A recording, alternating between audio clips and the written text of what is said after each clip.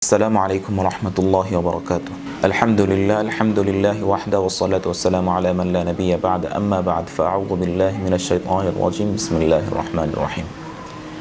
প্রিয় ভাই বোনেরা, ভিন্ন মতের প্রতি শ্রদ্ধা এই বিষয়ে আজকে কিছু কথা বলতে চাই। প্রিয় ভাই বোনেরা, আমরা সকলেই জানি যে বাংলাদেশে বিভিন্ন ধারার ইসলামী দল রয়েছে, বিভিন্ন মতাদর্শের মানুষ রয়েছে।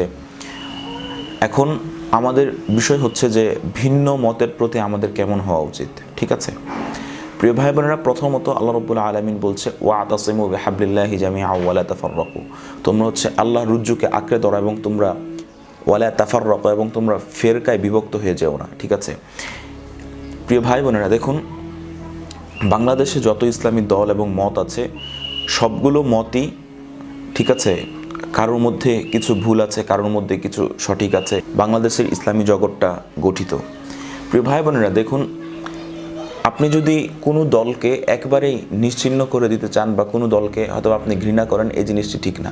কেননা প্রত্যেক দলের মধ্যেই, প্রত্যেক ভিন্ন মতের মধ্যেই কিছু না কিছু ভালো গুণ এবং ভালো দিক রয়েছে। প্রিয় ভাই বোনেরা, সর্বপ্রথম হচ্ছে আমাদেরকে ভিন্ন মতের প্রতি অবশ্যই শ্রদ্ধাশীল হতে হবে। কেননা দেখুন আল্লাহ রাব্বুল আলামিন বলেছেন আল মুসলিমু, আল্লাহ রাব্বুল আলামিন প্রিয় হাবিব বলেছেন আল মুসলিমু আখুল মুসলিম, এক মুসলিম অপর মুসলিমের ভাই। এবং আল্লাহ রাব্বুল আলামিন পবিত্র কোরআনে বলেছেন ইন্নামাল মুমিনুনা ইখওয়া, নিশ্চয়ই এক মুমিন অপর মুমিনের ভাই।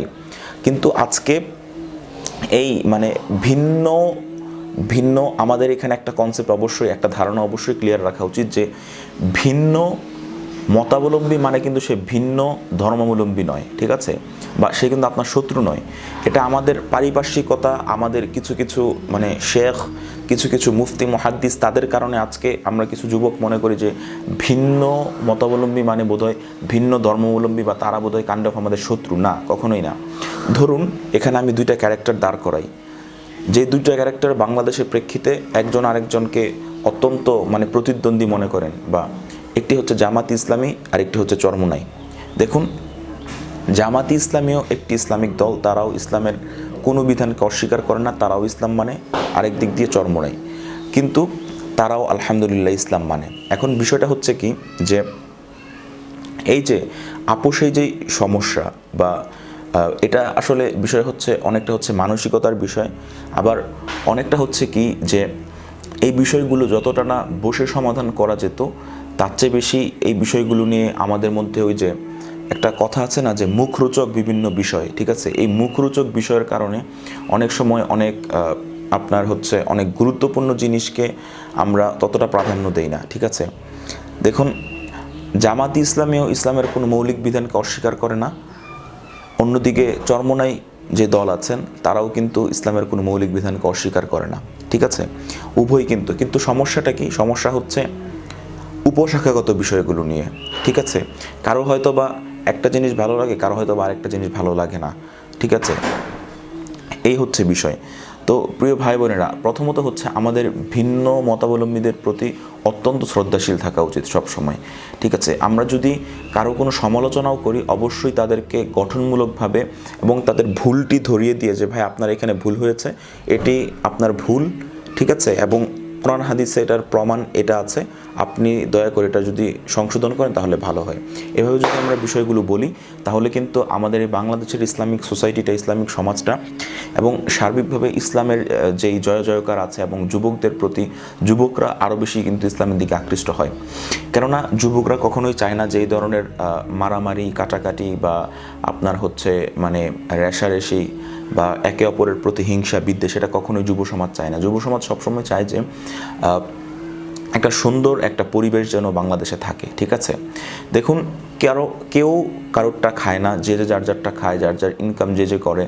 কিন্তু এই ধরনের এই যে হীন মানসিকতা কেন আমাদের লালন করা উচিত? প্রিয় ভাই বোনেরা, এই ধরনের হীন মানসিকতা মোটেই আমাদের লালন করা উচিত না। ভিন্ন মতাবলম্বী সে তো এটা নয় যে সে আল্লাহকে অস্বীকার করছে, সে জিহাদ ফি সাবিলিল্লাহকে অস্বীকার করছে, সে কোরবানিকে অস্বীকার করছে, সে মুহাম্মদ সাল্লাল্লাহু আলাইহি ওয়াসাল্লামকে অস্বীকার করছে, কখনোই না। সে জাস্ট হয়তোবা ইসলামের কোনো একটা বিধান আপনার কাছে সেটা ভালো লাগে, তার কাছে এটা ভালো নাই লাগতে পারে, উপশাখাগত বিষয়। যে তার কাছে হয়তোবা হাত বুকে বাঁধা ভালো লাগে, আপনার কাছে হয়তো হাত নাভির নিচে বাঁধা ভালো লাগে। That's it. তিনি হয়তো বা রফায় দান করছেন, আপনি হয়তো বা রফায় দান করছেন না, এতটুকুই। তিনি হয়তো বা জোরে জিকির করছেন, আপনি হয়তো বা আস্তে জিকির পছন্দ করছেন, এতটুকুই তো, ঠিক না? তো এটা নিয়ে আপনার হচ্ছে সমাজ গরম করা, এটা নিয়ে আপনার একে অপরের প্রতি লেখালেখি করা, একে অপরের প্রতি ভিডিও মেকিং করা, এগুলো কিন্তু আসলে উচিত না প্রিয় ভাই বোনেরা। বরঞ্চ আমাদের উচিত এইসব বিষয়গুলো যখনই আসবে যথাসাধ্য আমরা স্কিপ করব। এইসব বিষয়ে আমরা কখনো এইসব বিষয়ে কান দিব না, ঠিক আছে? আমরা মৌলিক বিষয়গুলো নিয়ে যত বেশি কাজ করব তত বেশি ইসলামের জন্য কল্যাণ হবে, মানবতার জন্য কল্যাণ হবে, এবং সার্বিকভাবে সামগ্রিকভাবে ইসলামের জন্য কিন্তু এটা অত্যন্ত ফলপ্রসূ হবে, এবং এটাই হওয়া উচিত। কেননা মানুষ এখনও ইসলামের মৌলিক বিষয়গুলো ঠিকমতো জানে না, বরঞ্চ তাদেরকে মৌলিক ইসলামের বিষয়গুলো এবং সার্বিকভাবে ইসলামের বিষয়গুলো তাদের কাছে তুলে ধরা উচিত।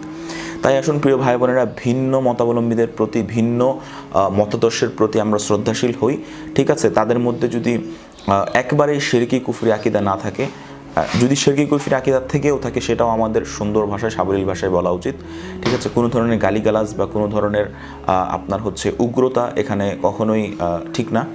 বরঞ্চ তাদের সাথে যতটা মার্জিত ভাষায় এবং সাবলীল ভাষায় কথা বলা যায়, এবং সর্বোপরি তাদেরকে ভালোবাসা দিয়ে যতটা কথা বলা যায়, ততটাই হচ্ছে আমাদের জন্য শুভকর হবে এবং আমাদের জন্য অত্যন্ত ফলপ্রসূ হবে। তো ভালো থাকবেন, এই ভিডিওটি শেয়ার করতে ভুলবেন না, কেননা এর মাধ্যমে আশা করি অনেক যুবক ভাই কথাগুলো শুনে মোটিভেটেড হবে, এবং এই চ্যানেলটির সঙ্গেই থাকবেন, চ্যানেলটিকে সাপোর্ট করবেন, আর অবশ্যই আমাদের জন্য দোয়া করবেন। আল্লাহ রাব্বুল আলামিন যেন আমাদেরকে সুস্থ রাখে এবং ইসলামের জন্য কাজ করে যাওয়ার তৌফিক দান করে। সুবহানাকা আল্লাহুম্মা ওয়া বিহামদিকা নাশহাদু আল্লা ইলাহা ইল্লা আনতা নাস্তাগফিরুকা ওয়া নাতুবু ইলাইক। ওয়াসসালামু আলাইকুম ওয়া রাহমাতুল্লাহি ওয়া বারাকাতুহু।